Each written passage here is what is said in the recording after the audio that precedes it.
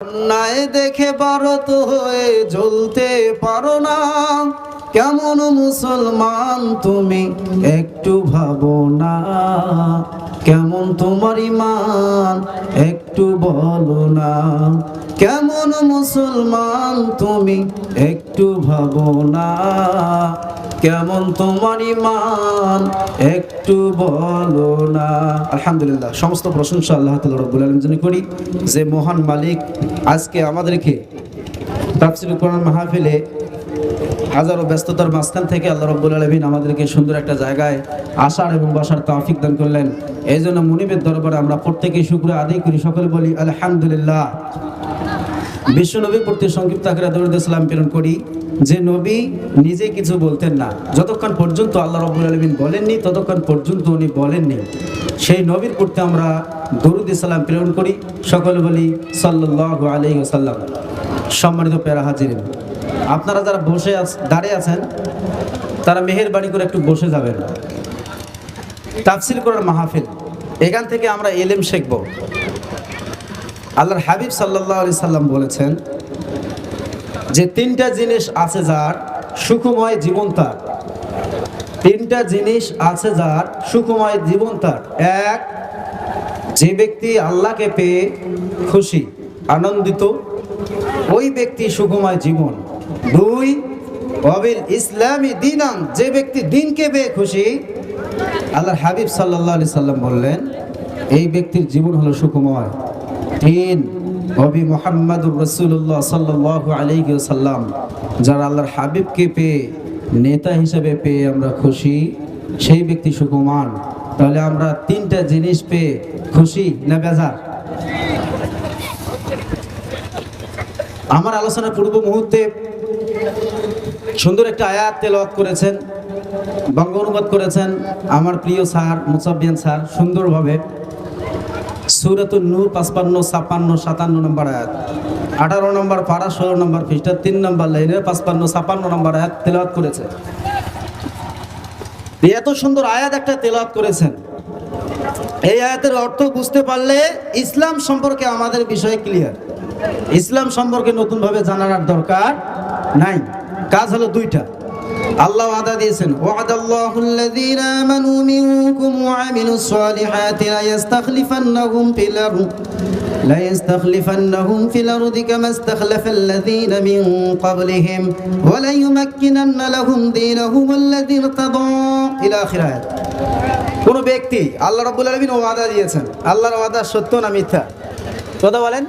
আল্লাহ রাব্বুল আলামিন ওয়াদা দিয়েছেন, কোন ব্যক্তি যদি দুইটা কাজ করে, কয়টা? আমিলে সালেহ, ঈমান আনে, হ্যালো, আমলে সালেহ ঈমান আনে। দুই নম্বর হচ্ছে, এক নম্বর হচ্ছে ঈমান আনে, দুই নম্বর হচ্ছে আমলে সালেহ, ভালো ভালো কাজের আঞ্জাম যদি দিয়ে থাকে, ভালো যদি কাজ করে থাকে।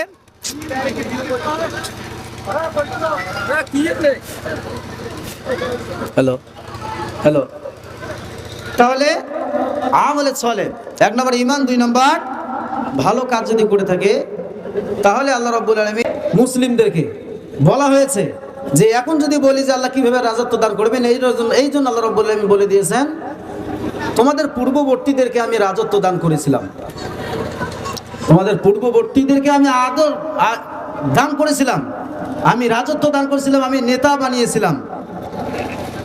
তারপরে আল্লাহ রাব্বুল আলামিন ওখানে বললেন যে তোমাদের ভয় ভীতির পরিবর্তে নিরাপত্তা দান করবেন। তারপরে আল্লাহ বললেন যে ওয়াবুদু, তোমরা আমার ইবাদত করবে, লা তুশরিক বিল্লাহ, আমার সঙ্গে কাউকে শরীক করবে না, আমার সঙ্গে কখনো কাউকে শরীক করবে না। সুন্দর একটি আয়াত। সম্মানিত প্যারা হাজিরা, আমি যে সূরাটি তেলাওয়াত করেছি, সূরাটি অনেকের জানা, ছোট্ট একটি সূরা, সূরাতুল লাহাব। এই সূরা লাহাব হচ্ছে কোরআনুল কারীমের ধারাক্রম অনুসারে 111 নম্বর সূরা। এই সূরাটির মধ্যে আয়াত আছে 5টি, শব্দ আছে 23টি, অক্ষর আছে 77টি। সূরাটি মক্কায়, সূরাটি মক্কি জীবনে অবতীর্ণ হয়েছে একবারে শুরুর দিকে। শুধু শানে নজুলটা একটু সামথিং বলবো, আমি বলেই আমার আলোচনা শেষ করব, যেহেতু আমার সময় শেষ, আর আমি এলাকারে চাওয়া, আমি এলাকারই সন্তান। তাহলে এখানে সর্বপ্রথম আল্লাহ রাব্বুল আলামিন বললেন তাব্বাত ইয়াদা আবি লাহাবি ওয়া তাব, ধ্বংস হয়েছে আবু লাহাব এবং তার দুটি হাত। তাব্বাত ইয়াদা আবি লাহাবি ওয়া তাব, এই তাব্বা দিয়ে দা আবি লাহাব বললে হয়ে যেত। আল্লাহ রাব্বুল আলামিন অতাব্য কেন বললেন? এখানে আবি লাহাব বললেই আবু জেহেল অর্থাৎ আবু লাহাব ধ্বংস হয়ে গিয়েছে এবং তার দুটি হাত ধ্বংস হয়ে গিয়েছে। অতাব্য বলার কারণ সংক্ষিপ্ত, অতাব্য বলার কারণ হচ্ছে আল্লাহ রাব্বুল আলামিন গ্যারান্টি দিয়েছেন সে ধ্বংস অনিবার্য। কেন? চমৎকার একটি বিষয় হলো, আবু লাহাব মরণের 10 বছর আগে সূরা লাহাব নাজিল হয়েছে। কত বছর আগে? তাহলে 10 বছরে রাসূল সাল্লাল্লাহু আলাইহি ওয়াসাল্লাম কি আবু লাহাবের কাছে দাওয়াত দেননি? কথা বলেন এখানে, দেননি? তাহলে আবু লাহাব যদি ইসলাম গ্রহণ করতো তাহলে কোরআন মিথ্যা হয়ে যেত, এই সূরাটা মিথ্যা হয়ে যেত, আবার নতুন করে সূরা নাজিল করা লাগতো। তাহলে 10 বছর আগেই আবু লাহাবের মৃত্যু 10 বছর আগেই সূরা নাজিল হলো। তার মানে হলো গ্যারান্টি দিয়েছেন আবু লাহাব ধ্বংস হয়েছে। আবু লাহাব শুধু ধ্বংস হয়নি, মা আগনা আনহু মালুহু ওয়া মা কাসাব, যা কিছু করেছেন হাতের কামাই বলেন। মা আগনা আনহু মালুহু, মাল শব্দের ব্যাখ্যা হলো অনেক। এক নম্বরে মাল মানে স্ত্রী, মাল মানে সম্পদ। অনেকগুলো ব্যাখ্যার মধ্যে থেকে যা কিছু উপার্জন করেছে তা কিছু তার কোনো কাজে আসেনি। সায়াসলা, ইয়াসলা, অতি শীঘ্রই প্রবেশ করবেন, একবারে মরতে দেরি, প্রবেশ করতে দেরি নেই। ইয়াসলা আল্লাহ রাব্বুল আলামিন ব্যবহার করলেন কেন? সেটা হলো যে জিন্দা মানুষকে কখনো জাহান্নামে দেওয়া যায় না, মৃত্যু মানুষকে জাহান্নামে দিতে হয়। তাহলে এই জন্য আল্লাহ রাব্বুল আলামিন বলেন সায়াসলা নারান যাতা লাহাব, অতি শীঘ্রই লেলিহান আগুনেই আবু লাহাব প্রবেশ করবে। শুধু আবু লাহাব নয়, ইমরাআতু তার স্ত্রী, ইন্ধন বহনকারী, কাঠ বহনকারী। ফি জিদিহা হাবলুম মিন মাসাদ, এমন ভাবে তার স্ত্রীর মৃত্যু হবে। স্বামী তো খারাপ, স্ত্রীও খারাপ, চকুল খুঁড়িগিরি, মানুষের কাছে মানুষের কথা লাগিয়ে দেয়, দ্বন্দ্ব বিদ্বেষ ছড়িয়ে বেড়ায়, রাসূল সাল্লাল্লাহু আলাইহি সাল্লামকে মারার জন্য লাঠি নেয়, খোঁজাখুঁজি করে। এর এমন মৃত্যু হবে যে খেজুরের পাকানো রশি দিয়ে তিনি কাঠ বহন করতে গিয়ে নিজেই ফাঁস লাগিয়ে নিজে মারা যাবে, নিজে মৃত্যুবরণ করবেন। তাই সূরাটির শানে নাজিল হলো কি? প্রথম দিকে নাজিল এই সূরাটির শানে নাজিল হলো আল্লাহর হাবিব সাল্লাল্লাহু আলাইহি সাল্লামের কাছে একটা আয়াত যখন নাজিল হলো, ওয়া আনযির আশীরাতাকাল আকরাবিন, আল্লাহ রাব্বুল আলামিন আয়াত নাজিল করলেন সূরাতুশ শুআরার 119 নম্বর আয়াত নাজিল যখন করলেন, ওয়া আনযির আশীরাতাকাল আকরাবিন, ইয়া মুহাম্মদ সাল্লাল্লাহু আলাইহি ওয়াসাল্লাম আপনার নিকটতম আত্মীয়-স্বজন যারা আছে তাদেরকে আপনি দাওয়াত দেন। নবীজি সাল্লাল্লাহু আলাইহি সাল্লাম এই আয়াত পেয়ে সাফা পাহাড়ে উঠে ডাক দিলেন, ইয়া সাবাহা, সকালবেলার বিপদ, হায় সকালবেলার বিপদ। মানুষেরা পাগলের মতো ছুটে চলে আসলেন, যারা আসতে পারেনি তারা দূত পাঠিয়ে দিয়েছেন, প্রতিনিধিকে পাঠিয়ে দিয়েছেন, যাও মোহাম্মদ কি বলে একটু শুনে আসো। অনেক মানুষ চলে আসলেন, আসার সঙ্গে সঙ্গে আল্লাহর হাবিব সাল্লাল্লাহু আলাইহি সাল্লাম দেখলেন অনেক মানুষের সমাগম। ওইখানে আবু লাহাব উপস্থিত, আবু জেহেল উপস্থিত, বড় বড় মক্কার কাফিরগুলো উপস্থিত হয়ে গেল। আল্লাহর হাবিব সাল্লাল্লাহু আলাইহি সাল্লাম বললেন, হায় হাশেম বংশ, অমুক বংশ, তমুক বংশের লোকেরা, শুনে রাখো, আমি যদি তোমাদেরকে বলি এই পাহাড়ের অপর দেশে এক সৈন্য বাহিনী আছে, তোমাদেরকে যে কোনো মুহূর্তে হামলা করতে পারবে, যে কোনো মুহূর্তে হামলা করে, তোমরা কি বিশ্বাস করবে? সমস্ত মানুষরা বলল, কেন বিশ্বাস করব না, তার কারণ তুমি হলো আল আমিন আস-সাদিক। সুবহানাল্লাহ বলেন। তার কারণ হলো তোমার জন্মের পর থেকে আজ পর্যন্ত তোমাকে কোনোদিন মিথ্যা কথা বলতে শুনিনি, তুমি আমানতদারিতা, তুমি সত্যবাদী, আস-সাদিক, সাদিকুল আমিন, সাদিকুল আসদাক, তুমি সত্যবাদী, তুমি তো কোনোদিন মিথ্যা কথা বলো না। আসলে আল্লাহর হাবিব সাল্লাল্লাহু আলাইহি সাল্লাম আমাদের আকীদা, জীবনে কোনোদিন মিথ্যা কথা বলেনি। তিনার জীবনের সমস্ত গুনাহ আল্লাহ মাফ করে দিয়েছেন, পূর্বের সামনের যত গুনাহ আছেন সমস্ত গুনাহ মাফ করে দিয়েছেন। নবী করিম সাল্লাল্লাহু আলাইহি সাল্লাম হলো নিষ্পাপ। কেননা মক্কার কাফেররা যদি কাফেলা নিয়ে কোথায় যেতেন, মক্কার কাফেরগুলো যদি কোনো রকম ব্যবসা বাণিজ্য করার জন্য সিরিয়ায় যেতেন, যে কোনো জায়গায় যেতেন, আল্লাহর হাবিব সাল্লাল্লাহু আলাইহি সাল্লামের বাসায় মাল জাল রেখে যেতেন। নবী করিম সাল্লাল্লাহু আলাইহি সাল্লাম যদি বলেন, কেন তোমরা আমার কাছে মালজাল রেখে যাও, তোমার নেতা আবু জেহেলের কাছে কেন রাখো না? আল্লাহর নবীকে ওই সমস্ত কাফেরগুলো ডাক দিয়ে বলে, ওগো নবী, আবু জেহেলের কাছে যদি রেখে যাই তাহলে আমাদের মালের নিরাপত্তা হবে না, আমাদের মালের নিরাপত্তা থাকবে না, এই জন্য আপনার কাছে রেখে যাই। তা না, আমরা জানি যে আপনি সত্যবাদী, আপনি সাদিক, আপনি আমানতদারিতা। নবীজি সাল্লাল্লাহু আলাইহি সাল্লাম বললেন, তাহলে ঠিক আছে, তোমরা যদি আমাকে বিশ্বাস করে থাকো তাহলে পড়ো কুলু লা ইলাহা ইল্লাল্লাহু মুহাম্মাদুর রাসূলুল্লাহ সাল্লাল্লাহু, তোমরা পড়ো লা ইলাহা ইল্লাল্লাহ মুহাম্মাদুর রাসূলুল্লাহ। এই কথা যখনই নবীজি বলেছেন, সঙ্গে সঙ্গে সমস্ত মানুষ না বুঝলো, সমস্ত কাফেরগুলো না বুঝলো, বুঝে নিলেন আবু লাহাব যে ভাতিজা কি বলতে চায়। তার মানে হলো আমরা আল্লাহকে মেনে নেব, ভাতিজাকে নেতা হিসেবে মেনে নেব। তাহলে ভাতিজাকে যদি আমরা নেতা হিসেবে স্বীকার করি, স্বীকৃতি দিয়ে দেই, তাহলে ভাতিজা হবে নেতা, আমরা হব কর্মী, আমরা হব সাহাবী। এমন তো অবস্থায় না, না, মেনে নেওয়া যাবে না। সঙ্গে সঙ্গে ওই আবু লাহাব একখানা পাথর তুললেন, হাতের মধ্যে নিয়ে নিলেন। ওই আবু লাহাব যখন একখানা পাথর নিয়ে নিলেন, পাথর নিয়ে নেওয়ার সঙ্গে সঙ্গে আল্লাহর হাবিব সাল্লাল্লাহু আলাইহি সাল্লামের প্রতি তাফসীর মাহফিলের পক্ষ থেকে গোলাপ শুভেচ্ছা, সভাপতির আগমন, তাফসীর মাহফিলের পক্ষ থেকে গোলাপ শুভেচ্ছা। সংগ্রামী মুসলিম তাওহীদি জনতা, একদিন ব্যাপী ঐতিহাসিক তাফসীরুল কোরআন মাহফিল ছিট মিরগঞ্জ বসনিয়াপাড়া জামে মসজিদ ও জমিরা বেগম এতিমখানা হাফিজিয়া মাদ্রাসার উন্নয়ন কল্পে হাফেজ ছাত্রদের দস্তরবন্দি উপলক্ষে আজকের এই তাফসীর মাহফিলের সম্মানিত বরেণ্য সভাপতি, এলাকার বিশিষ্ট ব্যক্তিত্ব জনাব মোহাম্মদ মুস্তাকির আলমকে মঞ্চে বরণ করে নিয়ে আসন গ্রহণ করার বিনীত অনুরোধ করছি। সঙ্গে সঙ্গে ওই আবু লাহাব একখানা পাথর নিয়ে নিলেন। নিয়ে নেওয়ার পর আগে একটা গালি দিলেন। যারা ইসলামের দুশমনি করেছেন তারা শুধু মানুষদেরকে বাড়ি দেয়নি, লাঠি দিয়ে মারেনি, আগে গালি দিয়েছেন। শুধু নবীকে গালি দেননি, পূর্বে মুসা আলাইহিস সালাম বলেন, ঈসা আলাইহিস সালাম বলেন, যত নবী এসেছিল প্রত্যেকটা নবীকে কাফেরগুলো গালি দিয়েছেন, তারপর মারপিট করা শুরু করে দিয়েছেন। সেই কথা আল্লাহ রাব্বুল আলামিন কোরআনুল কারীমের মধ্যে বলে দিয়েছেন, ওয়া ফাআলতা ফাআলাতাকাল্লাতী ফাআলতা ওয়া আনতা মিনাল কাফিরিন। সূরাতুশ শুআরা 19 নম্বর পারা 6 নম্বর পৃষ্ঠার 12 নম্বর লাইনের 19 নম্বর আয়াত। আল্লাহ রাব্বুল আলামিন বলে দিলেন, ওয়া ফাআলতা ফাআলাতাকাল্লাতী ফাআলতা ওয়া আনতা মিনাল কাফিরিন। ফিরাউন, ওই ফিরাউন মুসা আলাইহিস সালাতু ওয়াস সালামকে বলে, ও মুসা, তুমি তো যাই করা তাই করে যাচ্ছ, যাই করা দরকার তাই তুমি করে যাচ্ছ, যা বলার দরকার তাই তুমি বলে যাচ্ছ, আসলে তুমি একটা কাফের। নাউজুবিল্লাহ বলেন। বুঝতেছেন কে কাকে কাফের বলতেছে? বুঝতেছেন? তাহলে এই ফিরাউন মুসা আলাইহিস সালামকে কাফের বললেন, শুধু তাই নয়, আল্লাহ রাব্বুল আলামিন বললেন আর কোরআনুল কারীমের মধ্যে, ফিরাউন কি বলেন, আম আনা খায়রুম মিন হাযাল্লাযী হুয়া ইউবিন ওয়া লা ইয়াকাদু ইউবিন। রাব্বুল আলামিন বললেন, ওই ফিরাউন বলেছিল, ও আমার পরিষদ বর্গের লোকেরা, শোনো শোনো,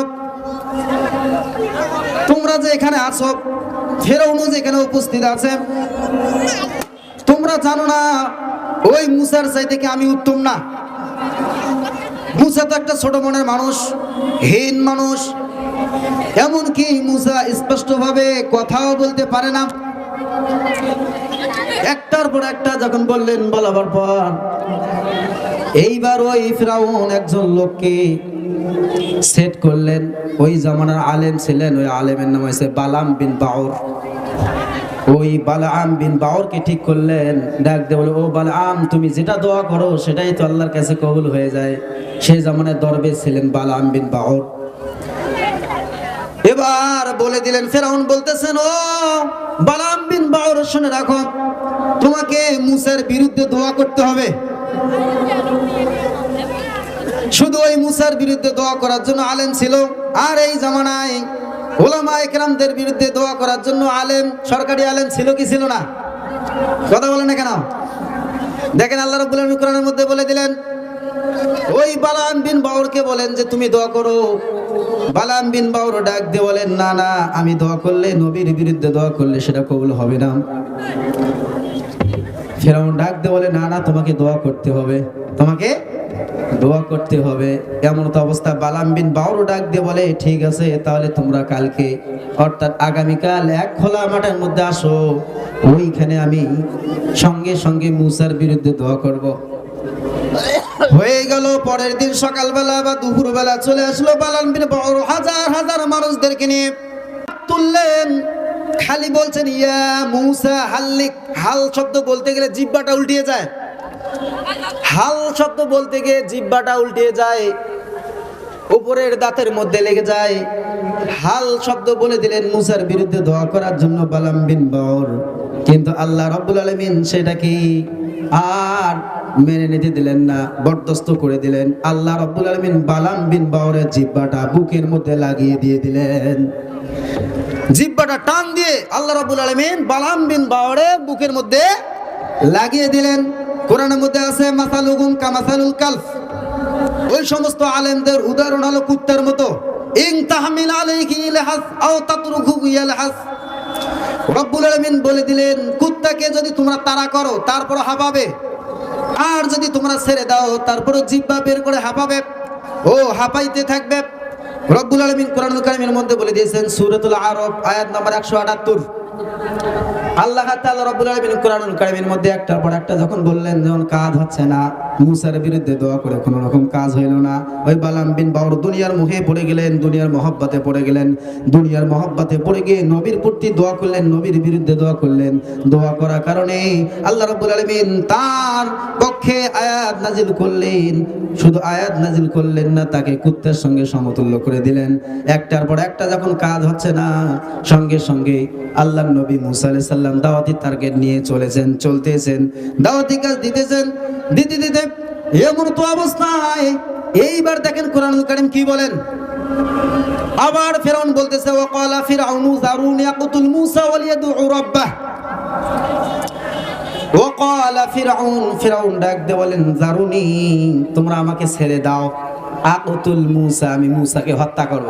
দেখেন ফিরআউন বলতেছে, আল্লাহ রাব্বুল আলামিন কোরআনে বলে দিয়েছেন, ওয়াকালা ফিরআউনু যারুনি ইয়াকতুল মুসা ওয়ালিয়াদউ রাব্বাহ। ফিরআউন ডাক দিয়ে বলতেছেন, তোমরা আমাকে ছেড়ে দাও, আমি মুসাকে হত্যা করব। এবার তাফসীরটা একটু বুঝে থাকেন। যারুনি, আমাকে ছেড়ে দাও। মুসা আলাইহিস সালাম গেছিলেন কয়জন? কথা বলেন না কেন, কয়জন? একটু জবাব দেন, কয়জন গেছিলেন? তাহলে যারুনি কেন বললেন যে আমাকে ছেড়ে দাও? এই কথা বলার কারণটা কি? তাহলে মুসা আলাইহিস সালাম একা দাওয়াতি টার্গেট নিয়ে গেলেন। ফিরআউন ডাক দিয়ে বলেন, যারুনি, আমাকে ছেড়ে দাও। কখন ছেড়ে দেওয়া হয়? বাবা যখন সন্তানকে মারতে যায়, এমন তো অবস্থায় দাদি পিছন দিক থেকে টেনে ধরে, মা পিছন দিক থেকে টেনে ধরে, খবরদার সন্তানটাকে মারেন না। এবার বাবা বলতেছে, আমাকে ছেড়ে দাও, ওর অবস্থা আজকে খারাপ করব। কিন্তু ফিরআউনকে কেউ ধরলেন না, ফিরআউনকে তো কেউ কিছু করলেন না। ফিরআউন কেন বললেন আমাকে ছেড়ে দাও? তার মানে ফিরআউনকে ধরেছে ইন্নী আখাফু, ভয়। কি ধরেছেন? ইন্নী আখাফু, ভয় ধরেছেন। এখান থেকে তাফসীরটা নিয়ে আসেন, একটু শোনেন। বর্তমান সময়ের তাফসীর একটু বোঝেন। ইন্নী আখাফু তার মানে ভয় লেগেছে, এই জন্য যারুনি, আমাকে ছেড়ে দাও, আকুতুল মুসা, আমি মুসাকে হত্যা করব। তার মানে হলো ফিরআউন যত মানুষকে হত্যা করেছেন ভয়ে। 5 আগস্টের আগ থেকে যত মানুষকে হত্যা করা হয়েছে, গুম করা হয়েছে, খুন করা হয়েছে, এরও চিন্তা ভাবনা হয়েছে। হত্যা করার কারণ হলো ভয়ে, কারণ হলো যারুনি আকুতুল মুসা, আমাকে ছেড়ে দাও, আমি মুসাকে হত্যা করব। কারণ আমার ভয় হয়, ইন্নী আখাফু আইয়ুবাদদিলা দীনাহুমুল্লাযী ইরতাদা, আমার ভয় হয় মুসা হারুন দুই ভাইয়ে যদি ক্ষমতার মধ্যে চলে আসে, তাহলে আমাদের পাওয়ার থাকে না, আমাদের ক্ষমতা থাকে না, আমাদের কিছুই থাকে না। এই জন্য মুসা আলাইহিস সালাম বললেন যে আমাকে ছেড়ে দাও, আমার ভয় ধরেছেন। ভয়ে কিভাবে ধরে চিন্তা করি দেখেন। রাত্রি যদি গভীর হয়ে যায়, কোনো মানুষ যদি একাকিত্ব রাস্তায় চলে, রাত 12টা হয়েছে, কোনো মানুষ নাই, এবার গান গাইতে গাইতে যাচ্ছে। আচ্ছা, গান গাইতে গাইতে যে যাচ্ছে, গান গাইতে গাইতে যাওয়ার পথে ওই ছেলে বলেন আর যুবক বলেন, তো উনি যে গানটা গায় এটা সুখের গান না দুঃখের গান? কথা বলে তো, একাকিত্ব যদি রাইতে যায় এরা গানটা সুখের গান গায় না দুঃখের গান গায়? এটা হলো দুঃখের গান গায়, কষ্টের গান যায়। এরা কেন গানটা গায়, কিসের কারণে? তার মানে ভয় লেগেছে। পিছন দিক থেকে যদি কোনো আওয়াজ পায়, গানের আওয়াজ আরো বাড়ে না কমে? আরো বাড়তে থাকে। সামনে যদি বিড়াল দেখি তাহলে তো আরো কাম শেষ।